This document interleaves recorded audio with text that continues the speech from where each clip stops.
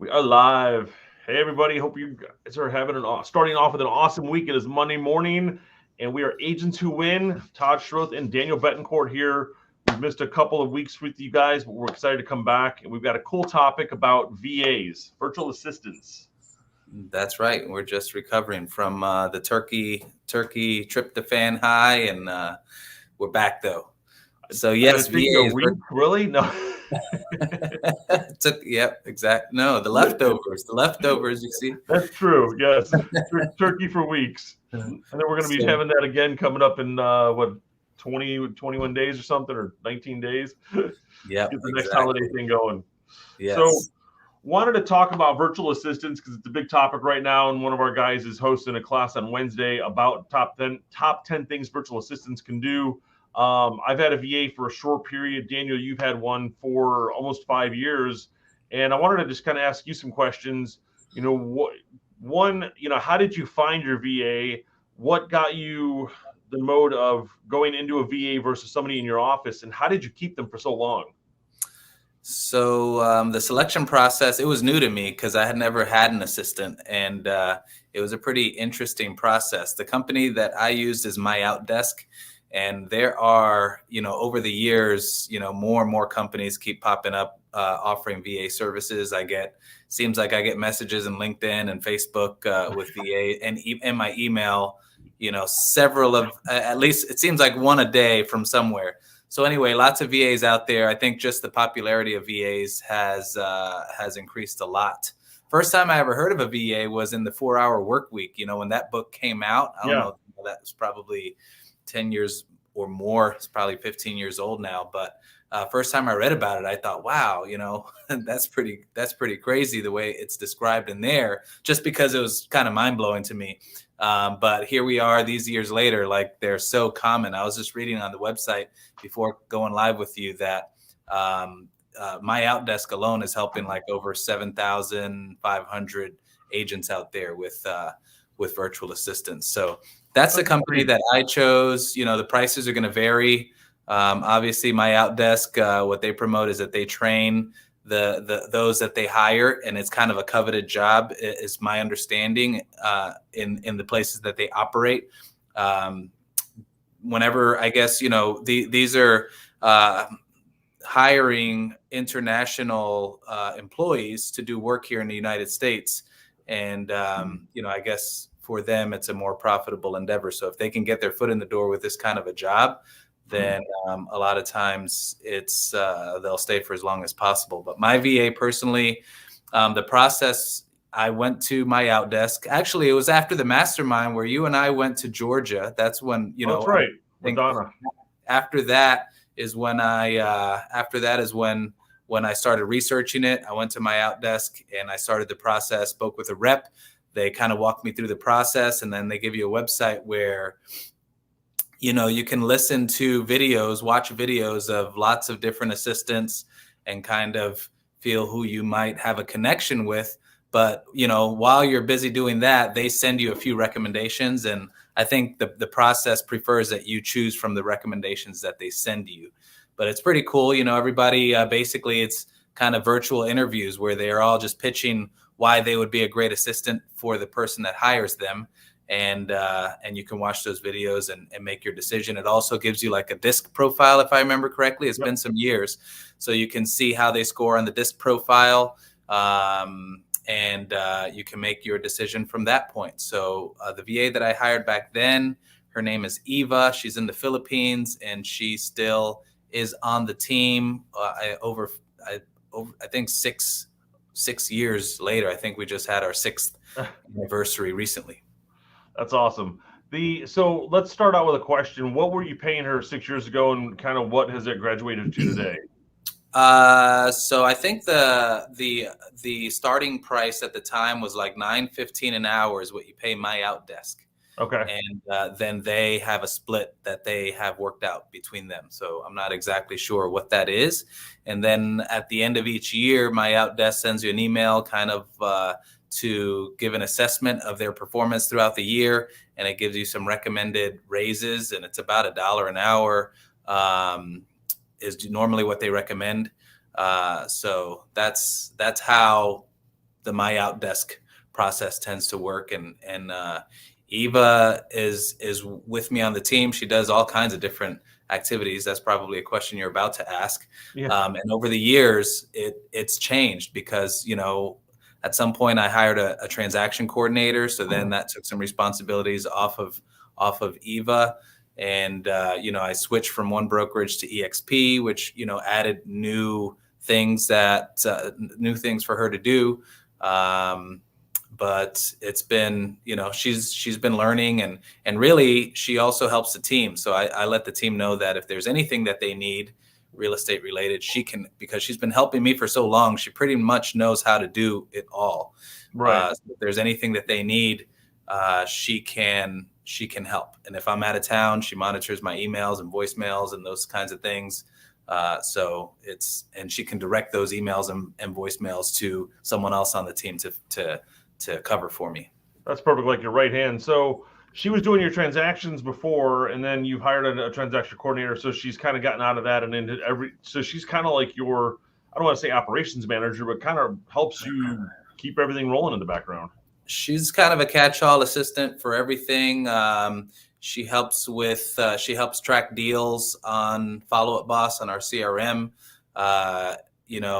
Periodically I'll just ask her to make like charts and graphs for various things. I'm like, I want to see how I compare to, like, just chart my last 3 years of this activity. And then she can go back and she does that. Nice. So it's really like a lot of miscellaneous things, and a lot, she's created tons of Excel spreadsheets over the years that she just kind of keeps up and monitors with like a line graph of how we're performing in different ways.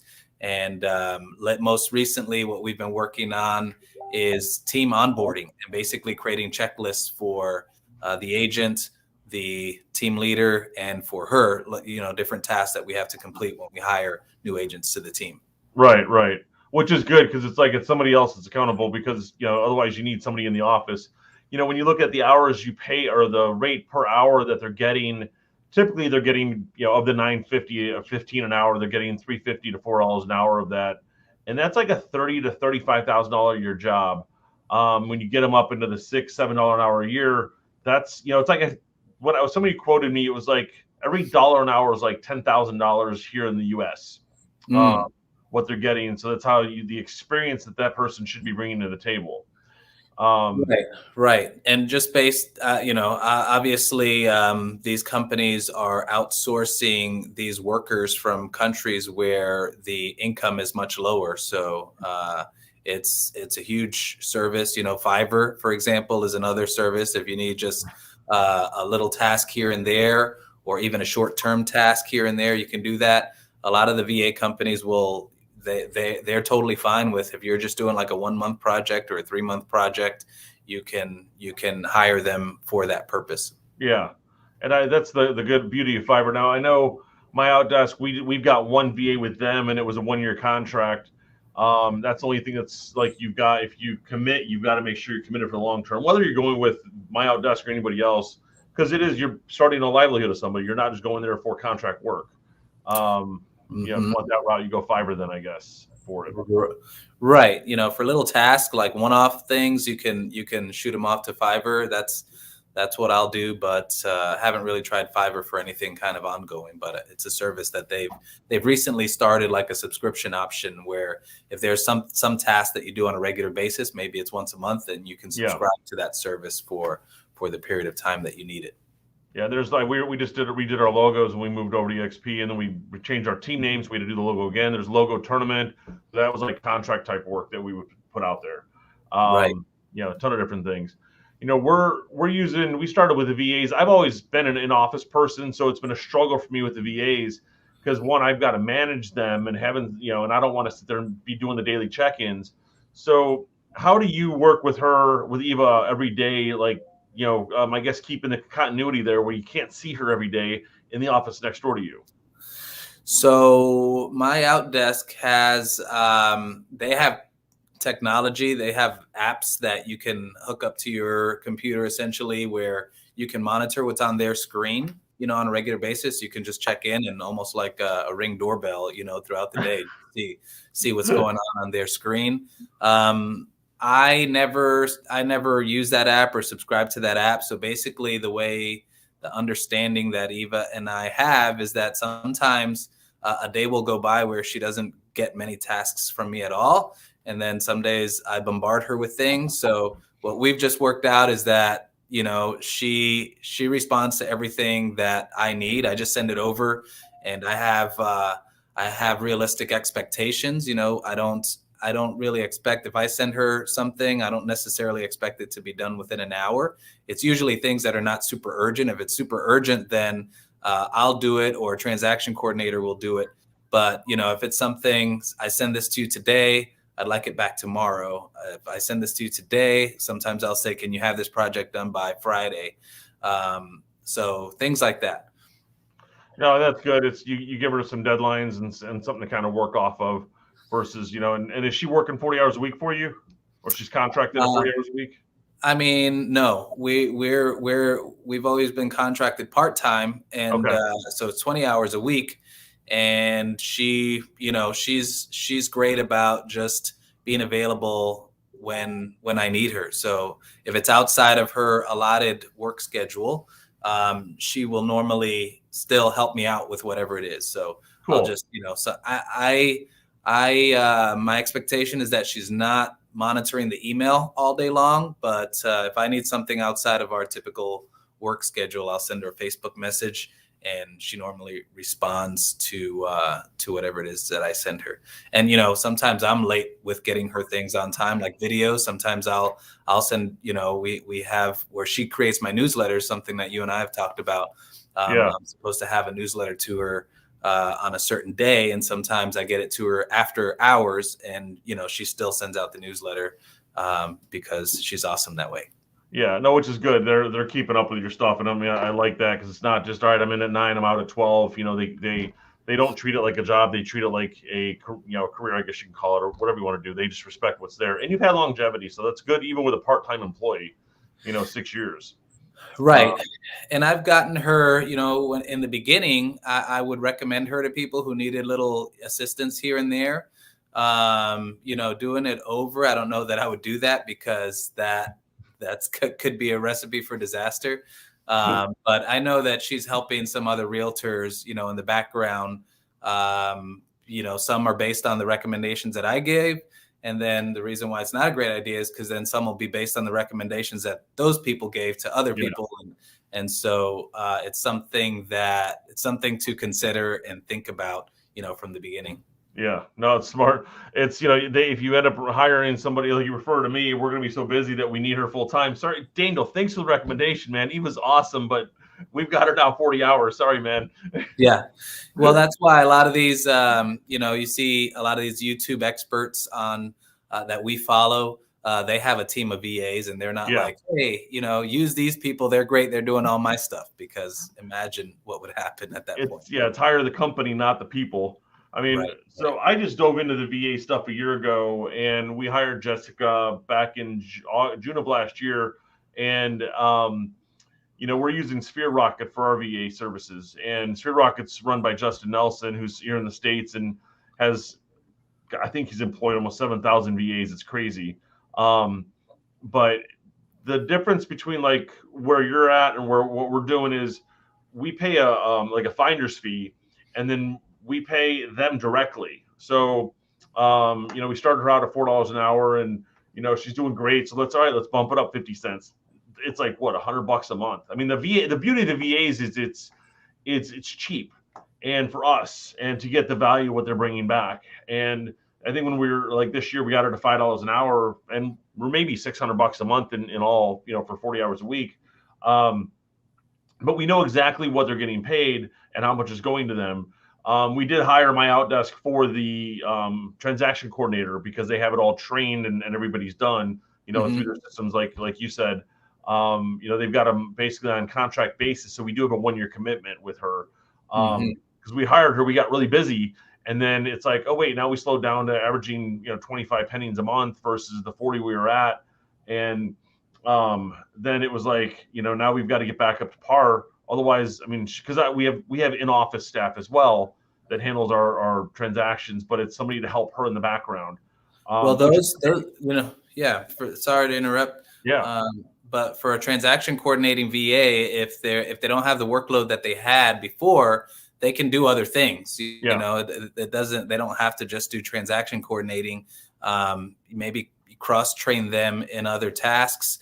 You know, if they're good at transaction coordinating, they probably already know how to do a lot of other things that are part of your process. So one of the great things, you know, with Eva is that she's cross-trained in all kinds of different areas. So whatever it is that I need her to do, she can help you with. Like, you know, you just think of it and your transaction coordinator, whether it's collecting reviews, you know, all kinds of things, scheduling guests for your different shows.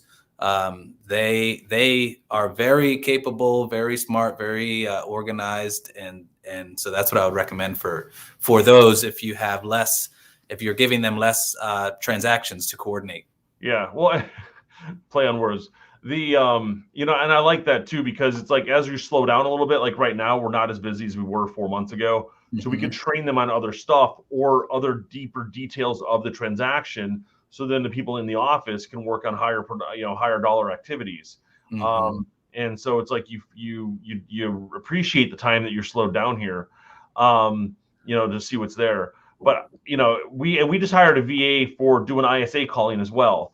And there's VAs. I mean, there's 100 different companies out there that do it. So if you know, we can give you some recommendations who we've worked with, you know, that are listening and looking at hiring one. And, you know, they'll all have different services, whether it's marketing, transactions, ISA services, etc. My challenge was like, you know, the 9 to 5 to us is like 12 to 9 to them. You know, they're working nights. And so they've got to change their whole schedule and stuff. But, you know, they do it. And it's the other challenge is like the internet always goes out over there. And if there's a rainstorm, don't expect them to work for a couple hours. But, you know, and it's like, here we get a hurricane, we're out of work for 3 days. So I think that those kinds of things are what the larger VA companies try to combat against, because it's a reputation on the line. Like if you're just dealing with some random person in the Philippines that maybe quit, you know, one of these larger companies and is just doing it on their own, they may not have the same technology. I mean, I believe the VAs from larger companies they're given certain tools to help them combat those things. And the other thing is they vet the VAs a little bit. You know, when I first hired Eva, I would get on the phone with her and I would hear like roosters crowing in the background and things, or, you know, just dogs barking all the time. And, you know, I mentioned it to her management, and they sent her equipment to just kind of muffle all that stuff out. And so there's different things like what you're describing sometimes that are challenges, but the VAs, the larger companies, I know they offer administrative assistant VAs, inside sales, which you just said, ISAs, marketing VAs that help you with your social media and other marketing, and transaction coordinators. The negative of VAs, in my opinion, is they can't run errands for you, which is something that, you know, something that sometimes I have agents on my team that are willing to do those things. You know, I pay them for it, but it's nice to have someone that can, you know, run all kinds of different errands for you. If you need those errands run, drop this off at the mailbox, pick these things up, you know, those flyers, whatever it is, flyers, all that stuff.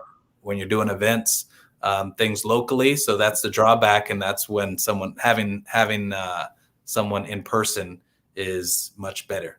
Yeah, no, and finding the right VA is also a challenge. You know, you're interviewing someone face to face. It's probably a little easier than interviewing someone virtually. Yeah. So like when we went through our interview process, finding the first one, they set up 2 different calls, and they scouted the VAs, brought them in. We saw the resumes. We said, okay, we'll look at these 5 people, and then the next round, these 5, and pick 2 to do a second interview with. And the one that stuck out the most to us was the one who actually researched us and said, yeah, I looked at your website, I looked at your social media, I love everything you guys are doing, et cetera, and how I can help you guys further, versus the ones that are like just sitting there waiting for, you know, waiting to just get the job and then go do the research. So that's a big thing when you are interviewing. you want to make sure that they've actually researched you. How did it go on your end when you were interviewing with my outdesk? Well, I would say what you just said is a great tip for anybody out there that's looking for work. If you walk into an interview, someone's interviewing you, you're going to impress the interviewer or employer if you are able to show them that you've researched the company and things that you like, where you can help based on what you saw. That's a huge tip for anyone that's watching that might be looking for assistant type work. But the process was when my outdesk, what they did was they sent me, I don't remember now, 3 to 5 virtual assistants to interview. And I interviewed them, and I think I just decided, right away to choose Eva. I don't remember if I had to go through like a couple rounds, but I do remember thinking like, what if I don't click with these that they sent me? So I was on their website just clicking on all these random, because their website is just like a bunch of faces, and you just like click on these random people and just listen to them present themselves. But I think they try to match you with the tasks that you need done versus the people that have those skills. They do a good job of matching you, and they have managers that connect with you on a regular basis, whether it's weekly. I think for the first year it was like weekly. Her manager would connect with me. Is everything going okay? Do you need anything? Anything, going bad? Anything going great? And they're really good about that. I ended up asking them to stop because I was, just felt like I was ignoring their calls because they would keep calling, and I'm like, I'll just reach out if I'm having any issues. Well, I love that though. It's like here's the VA, now go figure it out. It's like Justin was sit on weekly calls with us for like the first 2 months. And, just so we make sure we're onboarded properly and we are getting the tasks to her the right way and learning the different tools to, screen monitor and all that stuff with them and make sure it's being done right. The payment issues, whatever, top things to work with a VA on. And that's so they work with us on that. After that, if you need us, we're here. Here's my calendar. Schedule a time. Right.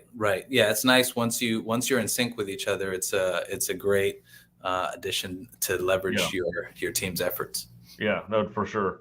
Well, cool. I mean, I love the combo here. I mean, we could talk for hours on VAs and what they could do, but this is just a kind of a nice jump into our show here, just to kind of talk on virtual assistants. And guys, I dropped a link on the YouTube channel. I'll pop it on the Facebook stuff. The value of a VA and the top 10 things they can do for you in 2022. If you guys have questions on VAs, definitely shoot us a DM. Either one of us. We both have virtual assistants. We both work with the same company, and I have 3 different companies I work with on virtual assistants, because we have a marketing VA, an ISA VA, and a transaction coordinator VA. And it's nice to see different experiences through different companies. A VA is an awesome addition to an in-person assistant. If you have an assistant on the team and they have a VA that's their personal assistant, that's an incredible match. Yeah, that's what we ended up doing, because I had my marketing coordinator who was too busy. So cool, let's get you a VA. Katie, need more transaction stuff. Let's get you a VA. And they work great with them. I mean, it's awesome. Yeah. I'd love to have somebody in the office, but I can't afford 10 employees, but I can afford 10 VAs. Yes. Yeah. You've got this event coming up. That's awesome. And I'm sure anyone that attends the event's going to learn a ton about this area. So, it's just a way to leverage yourself. As agents, we want to focus more time on meeting with customers, supporting the team, supporting our customers, and less on paperwork. So VA is a great way to go. And this is a very inexpensive way to get your first assistant, if you want to dive into having the help in the background. So guys, appreciate you this week. We got our show on Friday talking to Chris Kelly about the value of a team. Daniel, again, appreciate your time today, just kind of talking on VA stuff. Sweet. All right. Have a great week, everyone. Awesome, guys. Have a good week.